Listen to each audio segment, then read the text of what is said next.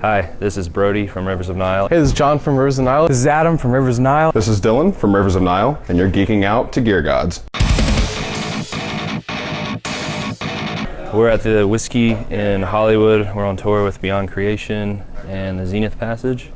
And I guess I'm going to take you through our rig today. It'll probably be really short and sweet, but I'm going to try to make it as interesting as I can. Okay, so basically, as far as amps go, we're just using 2 Kemper profiling amps, direct out, no cabs or anything. We just go out of the left main output on the back of them, straight to front of house, and it's really clean, really simple, and really easy to transport. For the actual tones that we're using, for our main rhythm tone, we made our, we actually have the tones that we use on our album in here. The main rhythm tone is a Bogner Uberschall with a Protone Misha Mansour attack overdrive in front of it, which sounds really cool. So like we don't even have the overdrive engaged in the stomp box section on the Kemper. It's just like the straight like organic overdrive that we profiled it with. Then for the leads, we did a 5153 EVH.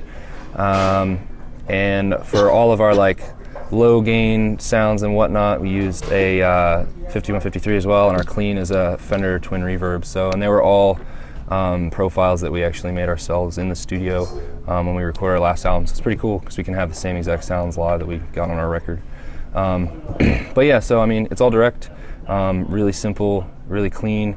We've never had any issues really with like even venues that have like terrible tiny sound systems, like stuff that you might practice with in your parents' basement, and we've gotten by. I mean, the whole thing with, you know, what if, you know, you played a shitty venue, that whole thing is kind of, I don't know, we've been in some of the worst possible places and we've never had any problems. I think there's only one time that we had to use cabinets, borrow cabinets from somebody, and that's because the PA was blown out. So, but anyway, yeah, so that's pretty much the guitar rig. As for like what I'm using to control all this, it's super simple. It's a Tech 21 MIDI Moose, 5 buttons and up and down, and the Kemper has 5 slots in a performance, and you can go up and down with the performance. So if you don't feel like spending all the money on the Kemper controller, not to take anything away from Kemper because they're an awesome company, this is designed really well for the Kemper. It's laid out perfectly, so I use this. Our other guitarist, John, uses a MIDI mouse, which is a smaller version of it. I just like this because it's a little bit faster. MXR DC power brick is to supply power to the Korg pitch black tuner. And then I have a decimator, ISP decimator on there just in case we're playing at a venue that's like noisy. I just like to click that on to keep it nice and tight. So that's it pretty much for guitar rigs. I mean, not too much to talk about as far as that goes. So for my main guitar on this tour, I'm using a Kiesel K7. It's a baritone scale, 7-string guitar. The top is Zeracoat, which this is actually the first Zeracoat instrument, topped instrument that Kiesel built. And it's pretty cool that they decided to give it to me. I don't know why they did that. But yeah, so the body's black Limba, 7-piece neck. Horrible because I don't know what all the woods are, but there's 7 pieces, so it's super stable. I'm using the Kiesel lithium pickups. You know, I had used other companies before, and you know, I was kind of skeptical at first about trying these out, just because I was kind of set in my ways, but these things are sick. They do everything that, like, you know, your typical pickup companies can cover. I mean, we recorded our record with them. They sound great. I never have any issues with like any like feedback or anything, like, you know, microphonic problems. They sound great. The fretboard on this is cool, Royal Ebony, and I don't know, I guess that's about it. It's a simple guitar, but it plays really nice, and it's actually, for being made of black Limba, it's pretty light. So that's that. And this is my backup guitar that I'm using on this tour. It's a Kiesel DC7X with a flame spalted maple top. This was the first guitar that they sent to me about 3 years ago. It's, you know, been my favorite up until recently when I got that K7. But this guitar is really awesome because it's made of koa. So it's super light. The neck is a 5-piece neck. It's koa and walnut. Body is all koa. So it's like one of the lightest guitars I've ever played, especially for being a baritone scale 7. It's like, it's super light. And again, Kiesel lithium pickups. They sound great. They do the job, and you know, they've been good for the albums and good for live, so they sound really good. But yeah, that's about it for my guitars. Okay, so my rig is sort of a rig. It's sort of not, in the ways of, you know, a lot of modern metal bands doing it today. I go all direct for convenience sake, and also there's a way to do it and get good tone at the same time. We have our 2 guitars and our bass rig all in one single rack with my pedals and my DI equipment inside here. Just a drawer pulled out. Keep my microphone in here. It's a Shure Beta 57A. But then the main attraction here is the let me just rip this off here. Main attraction here is the Dark Glass B7K. It's pretty much what I derive 100% of my tone from. It's great, you know, has awesome drive, and it compared to a lot of other DI pedals that I've used and preamp pedals in general, it has like a more kind of natural sound, whereas I think a lot of, you know, a few other ones have kind of a raw or distortion to it that I wasn't really going for. So that's the star of the show, and it's just backed up by a tiny little bit of this Aguilar TLC compressor, just to kind of even out the range of the 6-string basses that I use, to, you know, kind of make the bottom strings and the higher strings work in unison here. But that's pretty much it, other than just a tuner, and then goes right out to the front of house from this DI port right back here. And that's pretty much it. I'm just gonna show you my main guitar. I use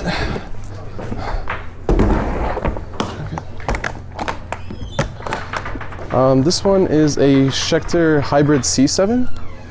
Actually has a mahogany body and a 3-piece maple neck. This one actually has, I believe these are Nazgul and Sentient pickups. Also has ebony fretboard. Basically, this is what I use every day as my main. Yeah, also as my backup is actually the same exact thing, just different body style.